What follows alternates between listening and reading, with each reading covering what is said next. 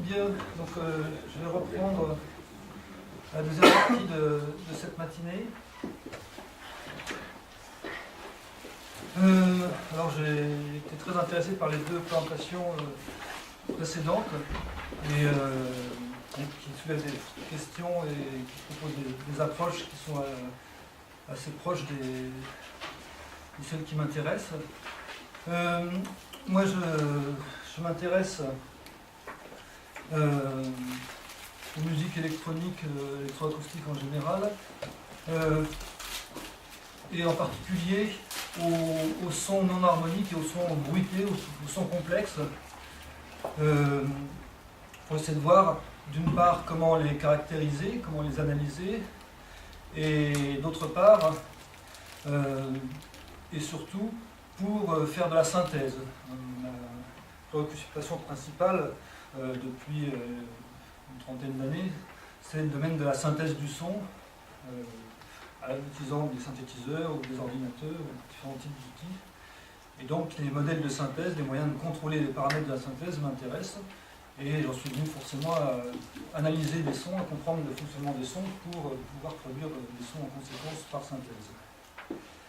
Alors aujourd'hui je parle d'une musique qui n'est pas vraiment électroacoustique dans l'âme, puisqu'il s'agit du rock, mais qui est néanmoins une musique qui utilise l'électricité et des technologies qui sont souvent les mêmes que celles qu'on utilise en électroacoustique. Depuis des siècles, dans les musiques occidentales, l'orchestre s'est développé pour permettre d'offrir aux compositeurs des palettes sonores considérables.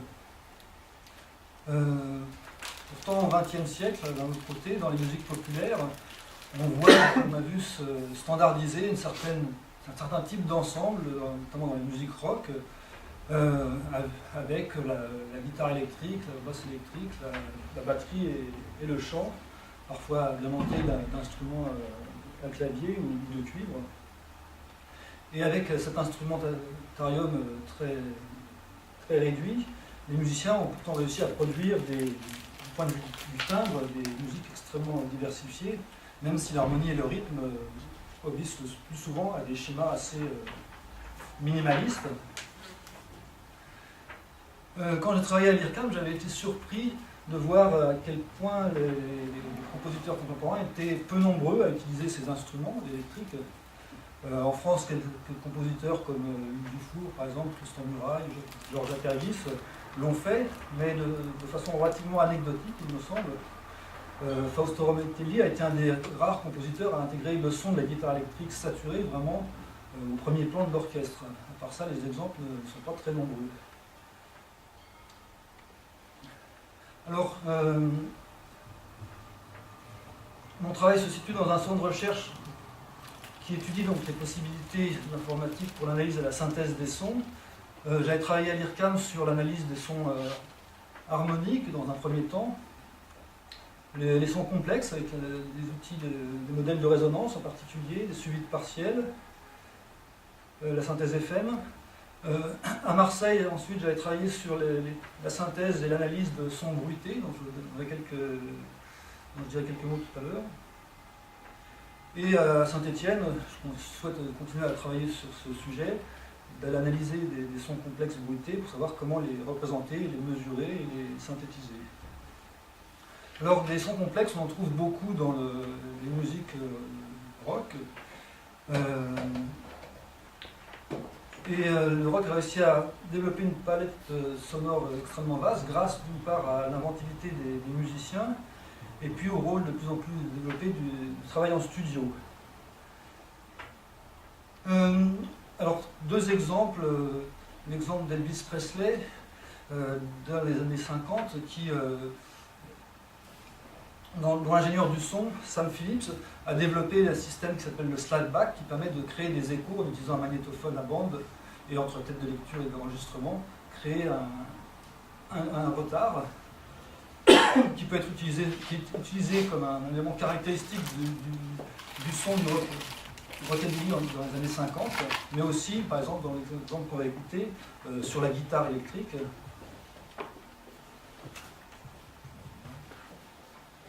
Roll indique que la technologie du studio fait partie désormais de l'esthétique musicale, et grâce à cela, la musique d'Elvis apparaît comme transcendée, s'échappant de tous les cadres sonores existants. Elle cumule la tradition de la guitare acoustique, la qualité de la guitare électrique, la prépondérance de la pulsation rythmique et la modernité apportée par les trouvailles du premier producteur moderne, ou du plus célèbre en tout cas. L'exemple de Link Wray est un exemple qui a beaucoup influencé les musiciens rock, comme étant un des premiers musiciens, un des premiers guitaristes à utiliser la distorsion comme marque de fabrique. Notamment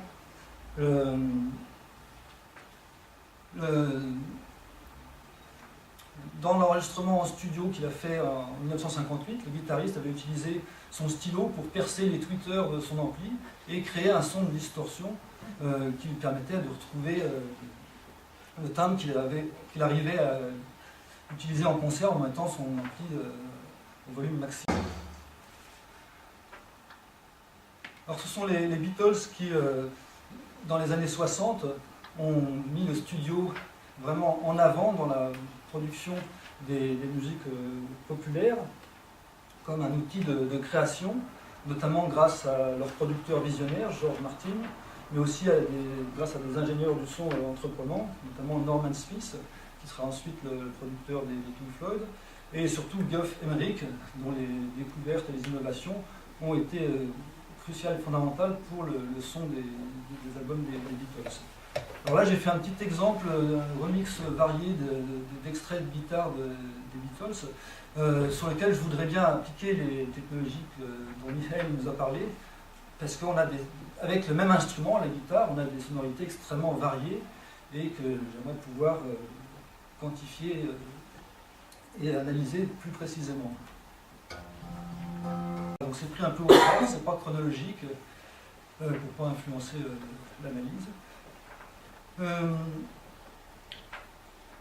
Là, je présente un peu en fait mon corpus. Ma séance d'aujourd'hui sera essentiellement une présentation du corpus que je vous donne à étudier dans ce groupe de travail. Le groupe Pink Floyd a joué aussi un rôle important sur le travail sur le son, notamment avec l'ingénieur Norman Smith. Il a introduit un paramètre important aussi qui est l'espace. Et puis il propose des improvisations, des recherches sonores sur une seule harmonie souvent, et simplement improviser sur le son, créer des sonorités innovantes. Il disposait à l'époque d'un système quadriphonique qui permettait de spatialiser le son, de faire tourner le son autour du public notamment. Alors dans les années 80, on est dans le domaine du son numérique, et on va avoir d'un côté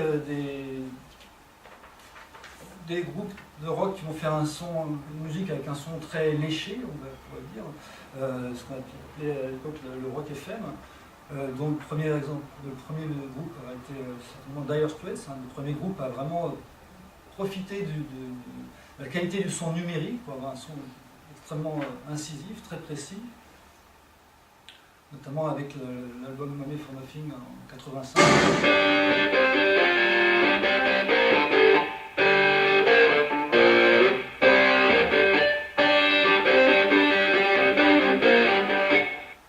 Donc qui permet pour la première fois dans la musique enregistrée de laisser apparaître des silences, des ruptures brutales entre le son et le silence. Et puis d'un autre côté, des groupes qui vont prôner un son beaucoup plus rude, bruité, à l'instar du groupe My Bloody Valentine, groupe irlandais des années 90, dans lequel on a un nuage, un brouillard sonore dont on peut représenter ici sur le sonagramme où tout est gris et on voit quelques formes qui émergent.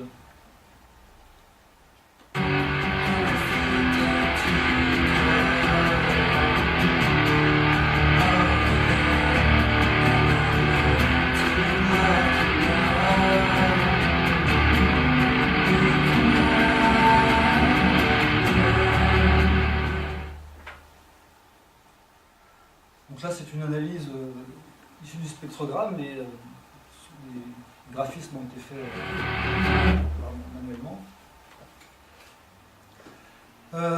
Notre groupe dans la même lignée, le groupe Smashing Pumpkins aux États-Unis.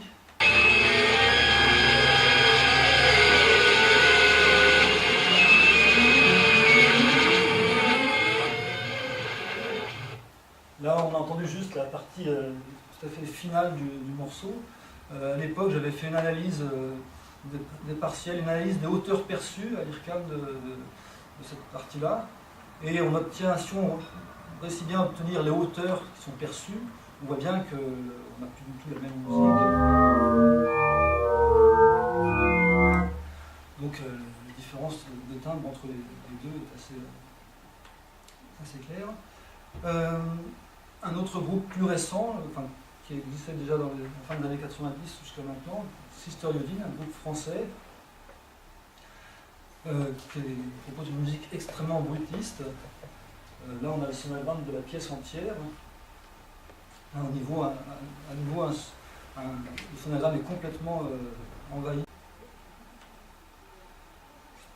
Voilà, un dernier exemple, le musicien franco-polonais Kasper Toplitz, qui travaille beaucoup, qui fait beaucoup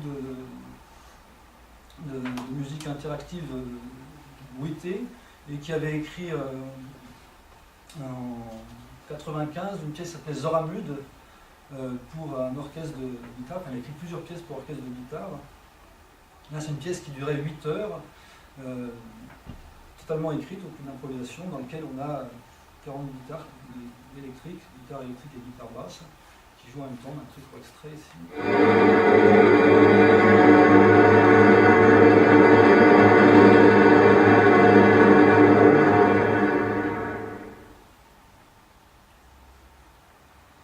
Voilà, donc le son du rock, c'est le son des guitares avant tout. Donc on a vu déjà un panorama extrêmement vaste. Alors, analyser ces sons était une entreprise délicate. Donc on a vu avec Michael un certain nombre de descripteurs. Notre façon d'analyser le son, c'est d'analyser l'outil de production. Maintenant, on a par exemple des modélisateurs, des outils de modélisation qui permettent de produire artificiellement, de reproduire les différents traitements, les différents amplis utilisés, et même jusqu'au micro.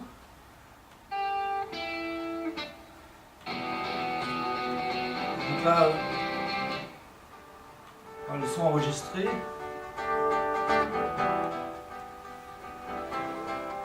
Et on dispose maintenant sur ces outils on peut avoir le son de Carlos Santana.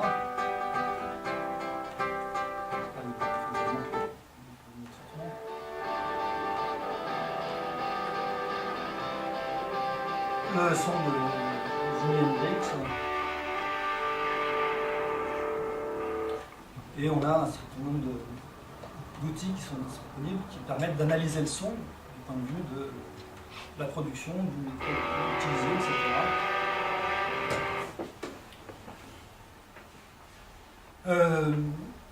Moi, ce qui m'intéresse, c'est plutôt l'inverse. Enfin, les deux m'intéressent, mais aujourd'hui, c'est plutôt l'inverse. C'est pas d'analyser le son. Alors là, je reprends des choses qui ont déjà été montrées par Michael tout à l'heure.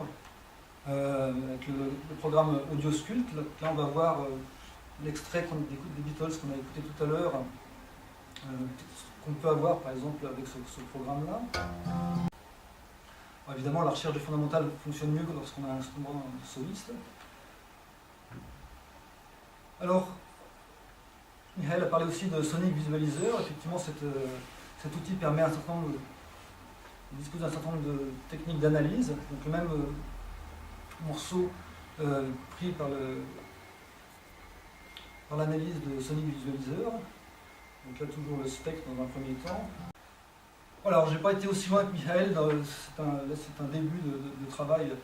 J'ai cherché pour l'instant des outils qui, comme le disait Bruno tout à l'heure, qui correspondaient aux intuitions, c'est-à-dire des outils qui déjà semblaient traduire intuitivement ce que graphiquement ce qu'on entendait, ce qu'on ressentait dans ces différents sons. Maintenant, il y a un travail effectivement à faire, comme l'a très bien fait Michael, de représentation graphique de ces données de façon plus lisible, plus structurée, permettant notamment de segmenter les sons. Alors, en dehors des sons de guitare, je m'intéresse aussi aux sons de voix, à certains types de sons de voix, en particulier les sons de voix extrêmes, saturés, comme on en retrouve dès les années 50, par exemple chez Little Richard, chez les Beatles dans Révolution. Il se trouve que maintenant, on arrive à trouver des versions séparées de certains enregistrements. Et donc, là, par exemple, le cri des Beatles de Révolution, on peut l'obtenir totalement isolé.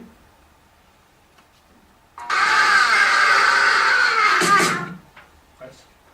Puisqu'il jouait sur la même piste que la batterie. Chez Pink Floyd aussi, on trouve un cri assez... Alors là aussi, j'ai réussi à obtenir les versions séparées des enregistrements.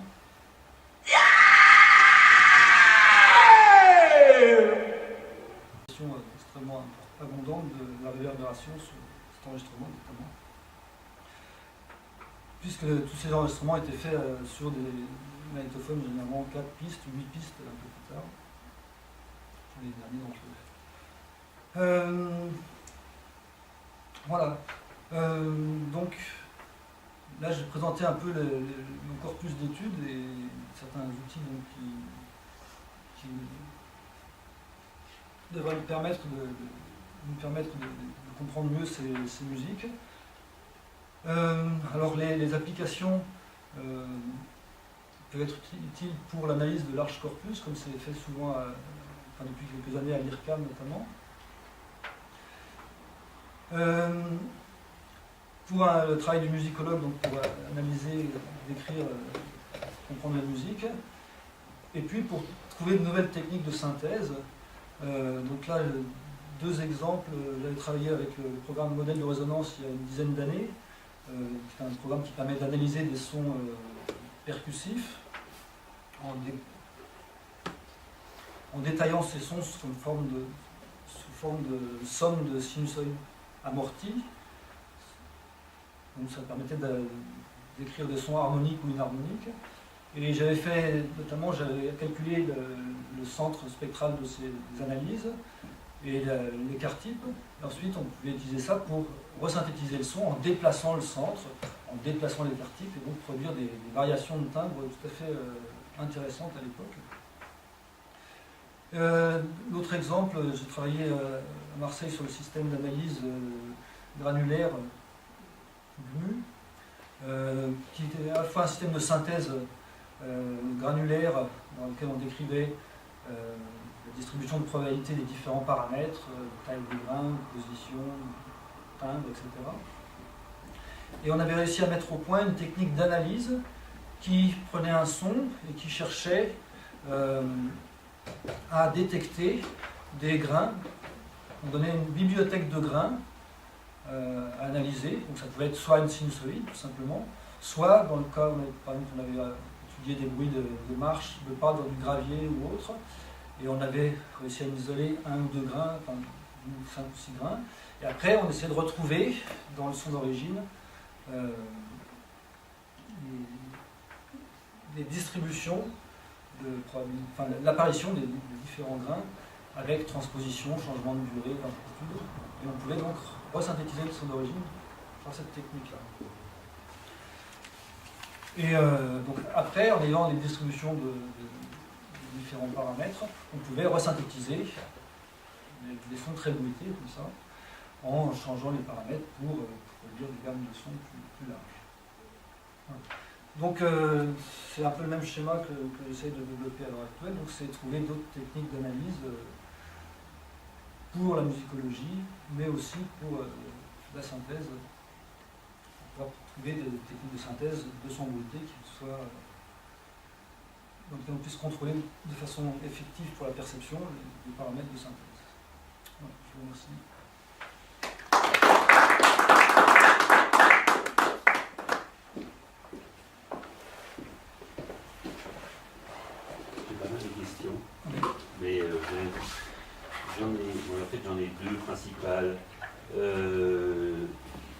trouve que tu abandonnes très vite l'analyse de l'outil de production, qui est quelque chose qui n'est pas ou mal fait, c'est-à-dire que d'abord le genre d'outils que tu montres, ce sont des recréations, des simulations qui sont très grossières, où il n'y a qu'une partie du son qui est recréée, et donc on ne reconnaît pas effectivement la guitare de Santana.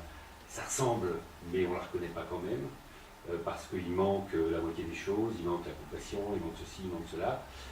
Donc je trouve que ce serait quand même assez intéressant de travailler justement avec des gens qui ont cette connaissance et d'aller assez loin dans la manière dont ces sons sont construits.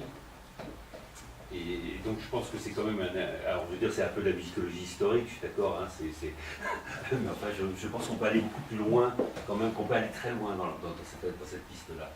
Et c'est juste une remarque parce que je trouve que, bon, en tout cas dans la manière dont tu te présentes, c'est peut-être parce qu'il faut aller vite, etc.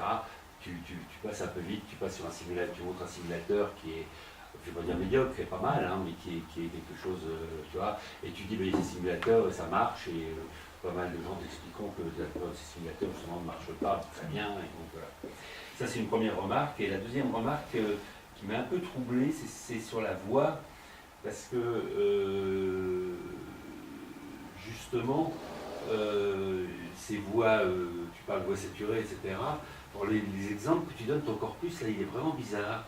C'est-à-dire que pour moi, les Beatles, comme voix saturée, bon, d'accord, on peut trouver 3 cris dans tout leur, je veux dire, dans les 50 heures de disques qu'ils ont fait, on va trouver, allez, 35 secondes de cris, et tout le reste, c'est un son extrêmement polissé, même s'il y a du fausset, des choses qui à l'époque paraissaient. Et même les Who, ça m'a troublé parce que moi je pense à des gens beaucoup plus délirants. Je trouve que, bon, après Richard, il y a des choses beaucoup plus délirantes, il y a du hard rock, il y a des gens de métal, il y a, je sais pas, de nos jours, je sais pas, Rasmus, je sais pas, je pense à plein de gens, et je pense à des gens beaucoup plus expérimentaux, mais de rock expérimental, comme Yamanda Galas ou Yann Blanc, qui sont vraiment des virtuoses de la voix et qui travaillent que dans le cri, quasiment. Donc je suis un peu étonné du corpus, c'est 2 remarques comme ça. Oui, alors sur la première, bon, 2 choses.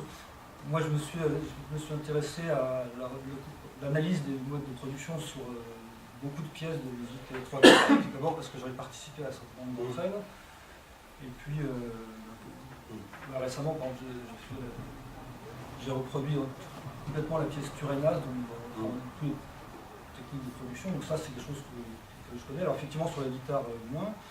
Sur la guitare j'avais reviewé un article récemment du SMC ou autre, d'un chercheur justement qui disait effectivement que les outils comme Amplitude ou autres étaient des simulateurs très, très rudimentaires, de toute façon les prix montrent aussi. Il y a même une différence entre une reverb à 100 € et une à 4000. Ouais. Donc ça, je montre ça parce que c'est effectivement, ça c'est limité. Et je montre ça plutôt pour dire que c'est pas l'aspect qui m'intéresse justement de le produire. Ce qui m'intéresse, c'est de partir uniquement du point de vue de la perception du son et de ne pas m'intéresser à la production. Non, mais je dis ça parce que, par exemple, moi, à Paris, là où c'est les scènes, où j'ai un prof de mixage rock qui est un type qui vraiment, lui, entend, justement, perçoit. C'est toute son éducation, c'est l'éducation qui essaie de nos élèves, de percevoir ce type de choses et effectivement d'arriver à partir de cette perception de recréer des effets similaires. Bon, c'est pas ça le but, évidemment, le but c'est de créer une chose, mais c'est de savoir où ça se situe. Et je veux dire, il y a ce savoir-faire qui existe chez des ingénieurs rock, comme tu as ce savoir-faire en musique électroacoustique sur un certain répertoire sur lequel tu as travaillé. Donc je veux dire, je pense que c'est assez intéressant parce que, comme tu le sais, c'est assez créatif. C'est-à-dire les gens qui travaillent là-dessus, en fait, c'est pas seulement des recettes, ils finissent par avoir un truc assez créatif, en disant, ah ben ça c'est tel compresseur, ça c'est tel truc, ça c'est tel... Et ils ont vraiment cette... et c'est assez intéressant de... Ce travail, à mon avis, n'a pas été fait de... Bon, c'est juste... Mais ça c'est un... Mais si ça t'intéresse pas, t'as raison de pas le faire. Cela dit.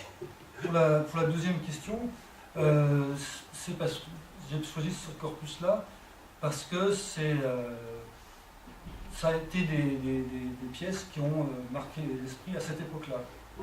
Et même si les Who ont fait qu'un cri dans toute leur production, ce cri est resté tout à fait significatif. Après, bon, j'ai des étudiants qui ont fait des masters sur les musiques rock metal, donc effectivement je connais ces musiques-là, il y a plein de choses à dire, à étudier sur il y a une diversité de cris. Mais voilà, là c'était en fait 3 cris qui étaient pour moi, c'est-à-dire que ça fait partie du répertoire et non pas des musiques actuelles. C'est des cris qui ont eu une influence fondamentale à leur époque. Pour moi, ces 3 cris-là, et puis dans la littérature, je les ai vus citer aussi à différentes reprises. Alors effectivement, c'est pas les Beatles, mais généralement ils chantent très gentiment. Ils ont pu faire, et puis surtout à leur début, il y avait des musiques qui étaient quand même extrêmement dures, violentes, des choses plus variées.